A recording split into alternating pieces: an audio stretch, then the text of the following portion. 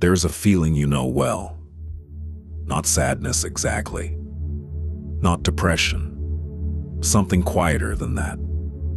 A sense that underneath everything, underneath the routine, the relationships, the achievements, the ordinary days, something is absent. Something you cannot name. Something that no purchase, no relationship, no achievement has ever fully reached. You have tried to explain it away. You told yourself you were being ungrateful. You told yourself others have it worse. You told yourself it would pass when the next thing arrived. The job, the relationship, the move, the goal. The next thing arrived. The feeling remained. Carl Jung spent his career studying exactly this feeling, not as a symptom to be eliminated, as a signal to be understood. And what he discovered will permanently change how you understand yourself. Part 1. What the feeling actually is. 2 to 8. Jung had a precise name for what you are feeling. He called it the call of the self. Not the ego, the small constructed self that manages daily life, maintains the persona, achieves the goals. The self with a capital S. Jung's term for the totality of who a person actually is. Everything conscious and unconscious, everything developed and undeveloped, everything lived and unlived. Jung believed that every human being carries within them a deep psychological drive toward wholeness, not happiness exactly, not success, wholeness, the complete expression of everything they actually are. Not just the parts that were convenient to develop, not just the parts that won approval, not just the parts that fit the life that was built, all of it. And when a person is living at a significant distance from their own wholeness, when important parts of the self have been suppressed, ignored, or never permitted to exist, the psyche produces a signal, a persistent, quiet, impossible to fully suppress signal. Something is missing. This signal is not a malfunction. It is the most intelligent communication your psyche is capable of producing. It is the self, the deepest center of your psychological being, telling you that what you have built is not the same as what you are. That the life being lived is not yet the life that is genuinely available. That something real is waiting, has been waiting, for permission to exist. Jung wrote in 2 essays on analytical psychology that the psyche is not a static system. It is a living, moving, self-regulating system that is always pressing toward balance, always pressing toward completeness. And when the conscious life is too one-sided, when it has developed certain capacities at the expense of others, the unconscious creates pressure. The pressure feels like restlessness, like dissatisfaction, like the persistent sense that something essential is absent. That pressure is not the enemy. It is the psyche doing exactly what it was designed to do, pointing toward what has been left out, pointing toward what still needs to be integrated, pointing toward the wholeness that is not yet fully lived. Part 2. Why nothing fills it. 8 to 15. You have noticed something about this feeling. It is remarkably resistant to solution. You address one area of your life, and the feeling moves. You achieve something significant, and the feeling returns within weeks. You enter a relationship, and the feeling persists beneath it. You change jobs, cities, routines, and the feeling is already there when you arrive. Jung understood why. He wrote in Modern Man in Search of a Soul that the modern person has achieved extraordinary things externally and has simultaneously lost something essential internally. The outer life has expanded, the inner life has been neglected, and the feeling of something missing is not produced by what is absent from the outer life. It is produced by what is absent from the inner one. This is why external solutions do not reach it, not because the external things are wrong, because they are addressing the wrong location. The job cannot fill what the unlived creative self is asking for. The relationship cannot fill what the unacknowledged emotional depth is asking for. The achievement cannot fill what the suppressed, authentic self is asking for. Think about what happens when you achieve something significant. There is a moment of satisfaction, real satisfaction. And then, sometimes within days, sometimes within hours, the feeling returns. Quieter perhaps, but present. Most people interpret this as a problem with the achievement itself. It was not the right job, not the right relationship, not the right goal, so they reach for the next one, and the next, and the next, each time believing that this time, this particular external thing will finally reach the hollow. It does not, because the hollow is not located where they are looking. Jung identified this pattern as one of the defining psychological crises of modern life. Not a personal failing, a structural problem. A culture that has trained people to look outward for what can only be found inward. To accumulate externally what can only be developed internally.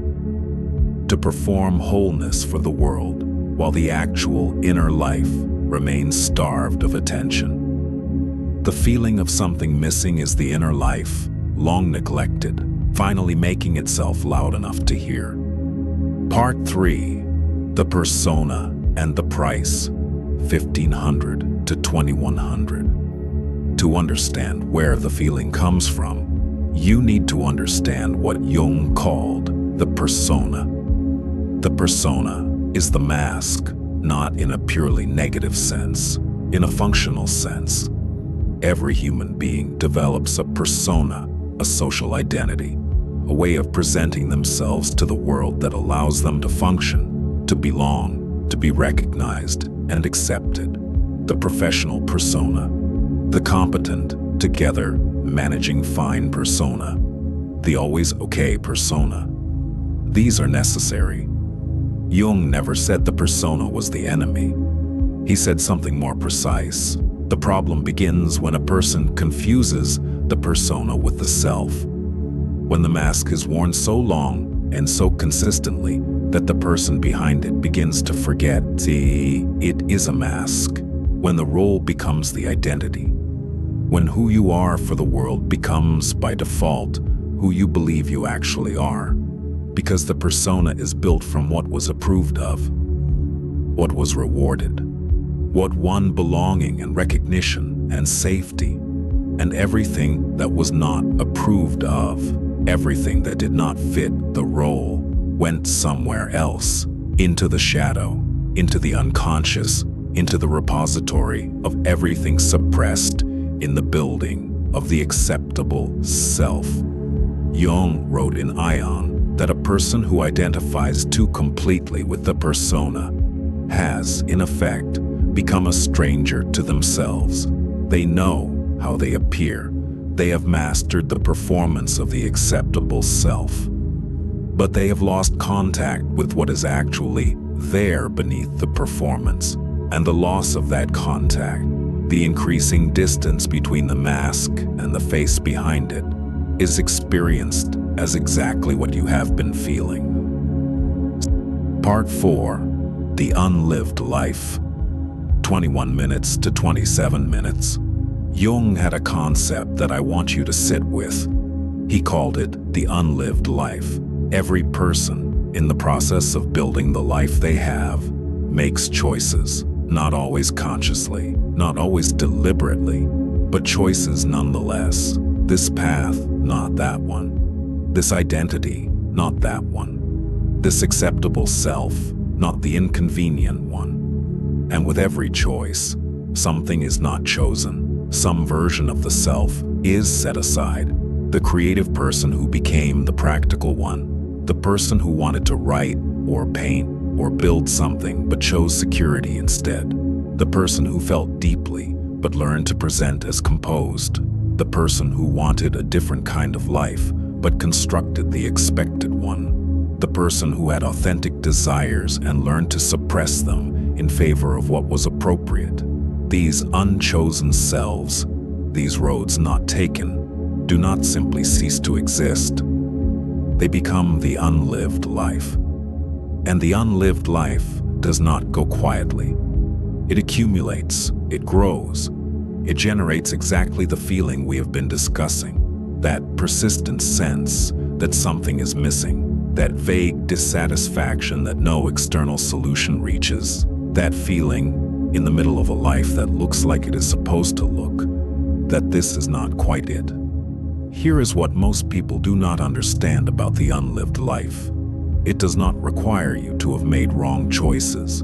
Your choices may have been entirely reasonable, entirely necessary, entirely the right thing given the circumstances, and the unlived life still accumulates, because the self is larger than any single path can contain. The life you are living, however good, is a selection, a curated subset of everything you actually are, and the parts that were not selected, however reasonably, are still present, still asking, still generating the signal. Something is missing. Jung did not say the unlived life requires you to abandon what was built. He was not prescribing dramatic life upheaval. He was saying something more precise. The unlived life requires acknowledgement. It requires some form of expression, however small, however partial, to release the pressure it has been building. Part 5. The Shadow's Role. 27 minutes to 33 minutes. There is another dimension to this feeling that Jung identified with great precision. The shadow. The shadow is not simply the dark side of the personality in the dramatic sense. It is everything that was rejected in the building of the acceptable self. Every quality, every emotion, every desire, every authentic response that was deemed inappropriate, too much, too selfish, too angry, too needy, too unconventional, and was therefore suppressed.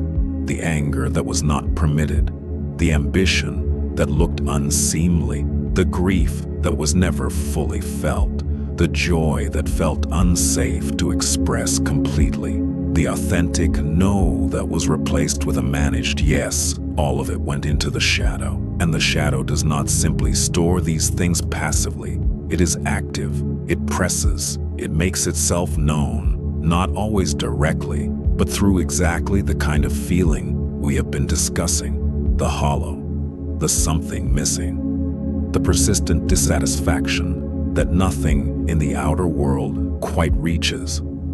Because what is missing, in significant part, is what is living in the shadow, the suppressed parts of the self that have been waiting, sometimes for decades, for permission to be integrated.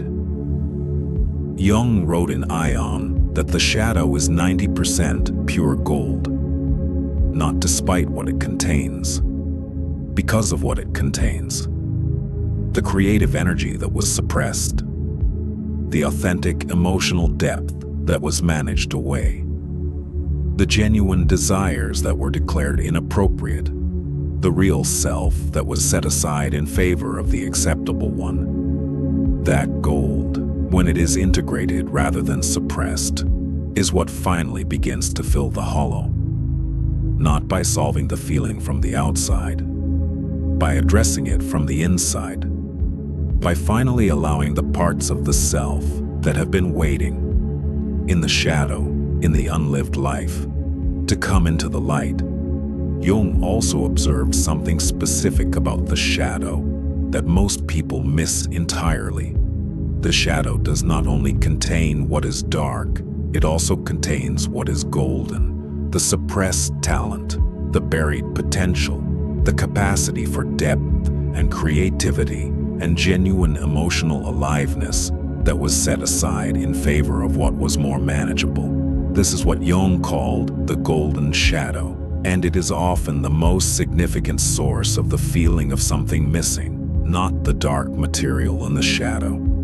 The gold, the unlived potential, the suppressed aliveness that has been waiting, quietly, persistently, for the moment when you are finally ready to claim it. Part 6. What individuation actually means. 33 minutes to 38 minutes, 30 seconds.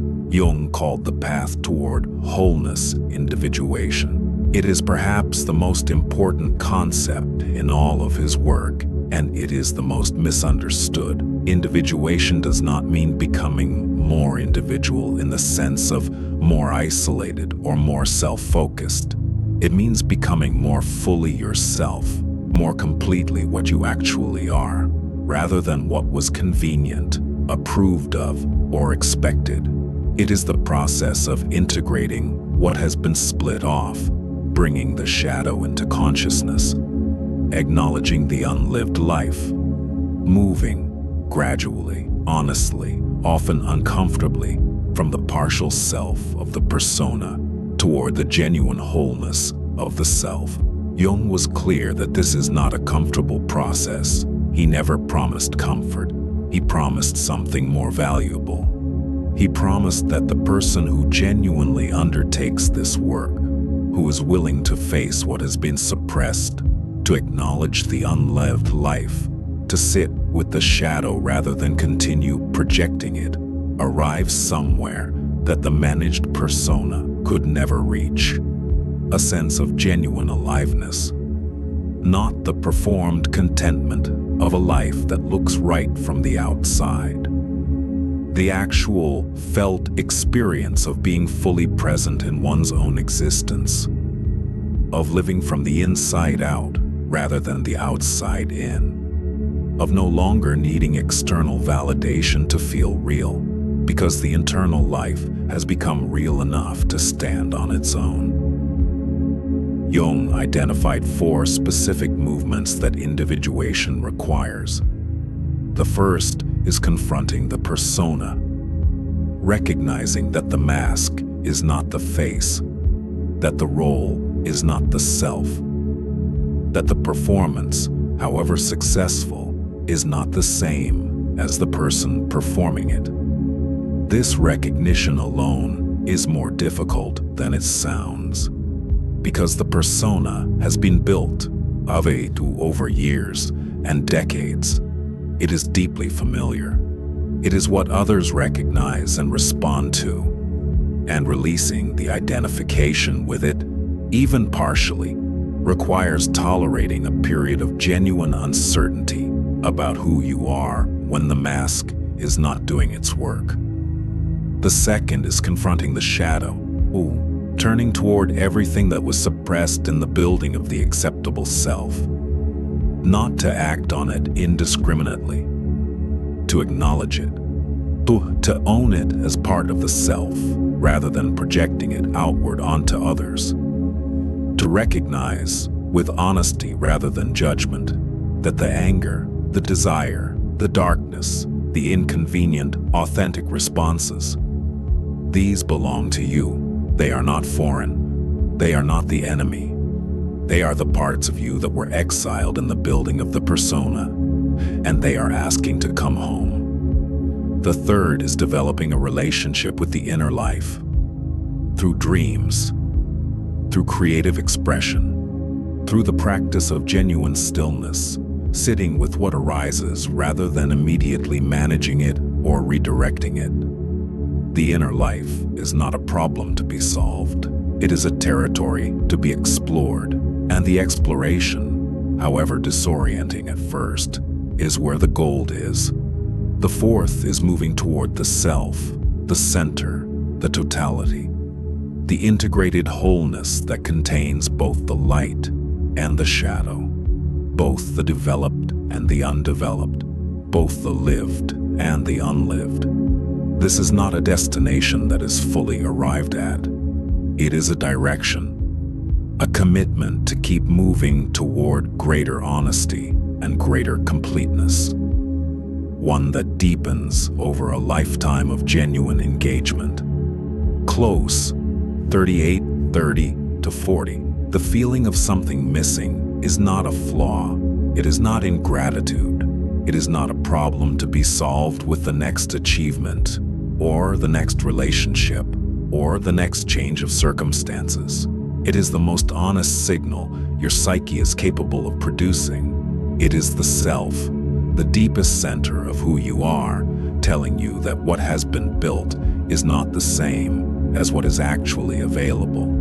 That something real is waiting, that the distance between the life being lived and the life that is genuinely possible is not fixed, that it can be closed, not by adding more to the outside, by finally turning toward the inside, by asking with genuine honesty, who am I beneath what I have built? What have I suppressed in order to be acceptable? What is living in my shadow that is asking to be integrated?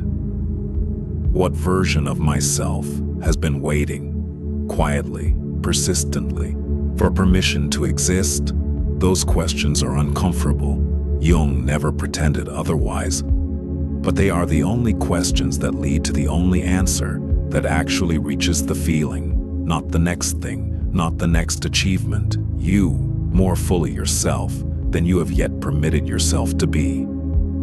That is what is missing, and it has been waiting, patiently, for exactly as long as you have been looking for it everywhere else. Subscribe to Carl Jung's Psychology and drop a comment below. When did you first notice this feeling? And what have you tried that has not reached it? Those answers are the beginning of understanding what your own psyche is actually pointing toward.